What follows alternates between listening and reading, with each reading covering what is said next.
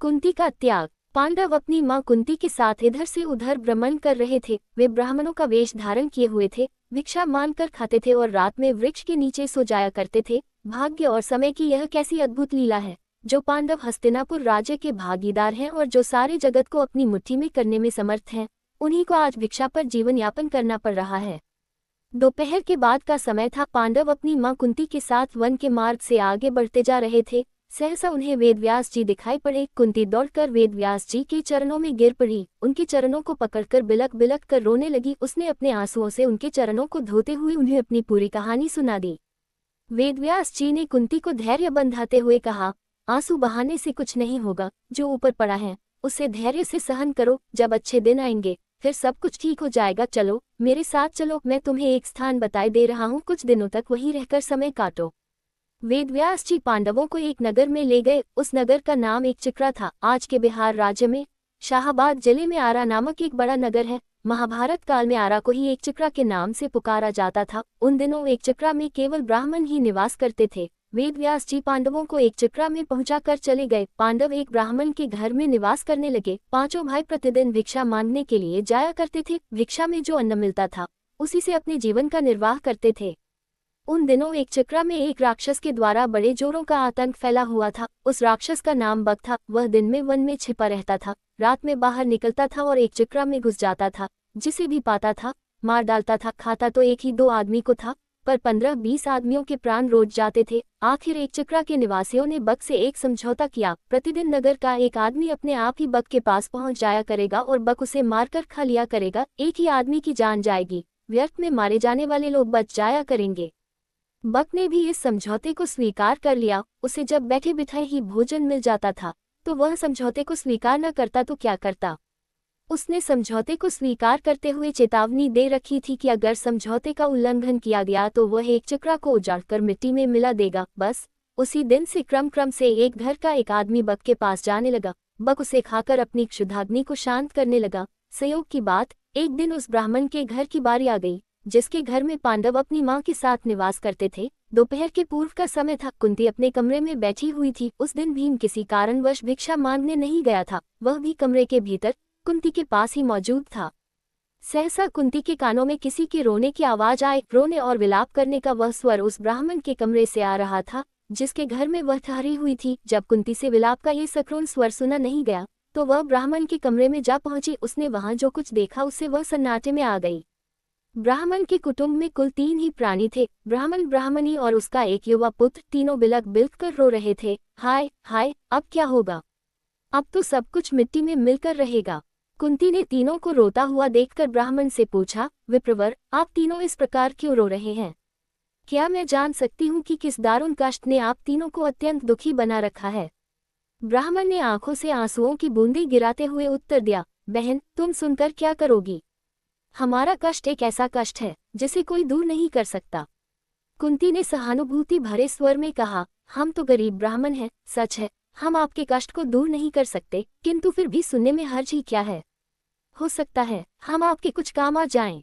जब कुंती ने बहुत आग्रह किया तो ब्राह्मण ने बक राक्षस की पूरी कहानी उसे सुना दी। कहानी सुनाकर उसने सिसकते हुए कहा, बहन, हम कुल 3 ही प्राणी हैं। यदि कोई एक राक्षस के पास जाता है तो वह उसे मारकर खा जाएगा, हमारा घर बर्बाद हो जाएगा। इसलिए हम सोचते हैं कि हम तीनों ही राक्षस के पास चले जाएंगे। हम इसलिए रो रहे हैं, आज हम तीनों के जीवन का अंत हो जाएगा। ब्राह्मण की करुण कथा सुनकर कुंती बड़ी दुखी हुई। वह मन ही मन कुछ क्षणों तक सोचती रही, फिर बोली, विप्रवर, मैं एक बात कहती हूँ, उसे ध्यान से सुनिए। मेरे 5 पुत्र हैं। आज मैं अपने एक पुत्र को आपके कुटुंब की ओर से राक्षस के पास भेज दूंगी। यदि राक्षस मेरे पुत्र को खा जाएगा तो भी मेरे 4 पुत्र शेष रहेंगे।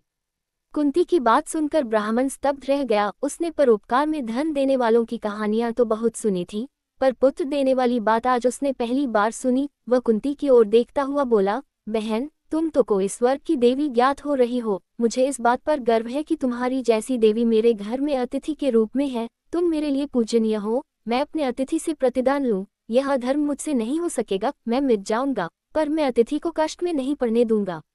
ब्राह्मण की बात सुनकर कुंती बोली, आपने हमें आश्रय देकर हम पर बड़ा उपकार किया है। आप हमारे उपकारी हैं। हमारा धर्म है कि आपको कष्ट में न पड़ने दे। आप अपने धर्म का पालन तो करना चाहते हैं, पर हमें अपने धर्मपालन से क्यों रोक रहे हैं? कुंती ने जब बहुत आग्रह किया तो ब्राह्मण ने उसकी बात मान ली। उसने दबे स्वर में कहा, अच्छी बात है बहन, ईश्वर तुम्हारा भला करे। कुंती ब्राह्मण के पास से उठकर भीम के पास गई। उसने पूरी कहानी भीम को सुनाकर उससे कहा, बेटा, परोपकार से बढ़कर दूसरा कोई धर्म नहीं होता। तुम ब्राह्मण कुटुंब की ओर से बक के पास जाओ। यदि बक तुम्हें मारकर खा जाएगा तो मुझे प्रसन्नता होगी कि मेरा बेटा परोपकार की वेदी पर बलिदान हो गया। भीम ने बड़े हर्ष के साथ अपनी माँ की आज्ञा को स्वीकार कर लिया। उसने कहा, माँ, तुम्हारी आज्ञा शिरोधार्य है। बक मुझे क्या मारकर खाएगा? तुम्हारे आशीर्वाद से मैं उसे मिट्टी में मिला दूंगा। संध्या का समय था। भीम एक गाड़ी के ऊपर खाने पीने का सामान लादकर उसे खींचता हुआ बक के निवास स्थान की ओर चल पड़ा। वह बक के निवास पर पहुंचकर गाड़ी पर लदे हुए खाने के सामान को स्वयं खाने लगा। बक कुपित हो उठा। वह गरजता हुआ बोला, एक तो तुम देर से आए हो और ऊपर से मेरा भोजन खा रहे हो। इतना कहकर वह भीम पर टूट पड़ा। भीम तो पहले ही तैयार था। दोनों में मल्लयुद्ध होने लगा। दोनों की गर्जना और ताल ठोंकने के शब्दों से वायुमंडल गूंज उठा। बक ने बड़ा प्रयत्न किया कि वह भीम को मल्लयुद्ध में पछाड़ दे, पर वह सफल नहीं हुआ। वह स्वयं भीम की पकड़ में आ गया। भीम ने उसे धरती पर गिराकर उसके गले को इतने जोरों से दबाया कि उसकी जीभ बाहर निकल आए। वह प्राण शून्य हो गया। भीम ने उसे उठाकर नगर के फाटक के पास फेंक दिया। उधर संध्या समय चारों भाई भिक्षाटन से लौटे तो कुंती से सब कुछ सुनकर वे बड़े दुखी हुए। उन्होंने अपनी माँ से कहा, तुमने भीम को अकेले भेजकर अच्छा नहीं किया। हम भाइयों में वही एक ऐसा है जो संकट के समय काम आता है। कुंती ने अपने पुत्रों को समझाते हुए कहा, तुम चिंता क्यों करते हो? तुम देखोगे कि मेरा भीम बक को मिट्टी में मिलाकर आएगा। फिर चारों भाई भीम का पता लगाने के लिए चल पड़े। वे अभी कुछ ही दूर गए थे कि भीम अपनी मस्ती में झूमता हुआ आता दिखाई पड़ा। चारों भाई दौड़कर भीम से लिपट गए। भीम ने उन्हें बताया कि उसने किस तरह अत्याचारी बक को नरक में पहुंचा दिया है। भीम ने घर पहुंचकर अपनी माँ के चरण स्पर्श किए। उसने कहा, माँ, तुम्हारे आशीर्वाद से मैंने बक का संहार कर दिया। अब एक चक्रा के निवासी सदा सदा के लिए भयमुक्त हो गए।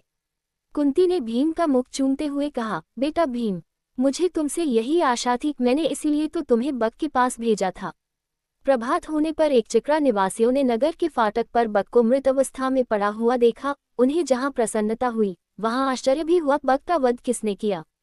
क्या ब्राह्मण ने? एक चक्रा के निवासी दौड़े दौड़े ब्राह्मण के घर पहुंचने लगे। थोड़ी ही देर में ब्राह्मण के द्वार पर बहुत बड़ी भीड़ एकत्रित हो गई। ब्राह्मण के जयनाद से धरती और आकाश गूंजने लगा।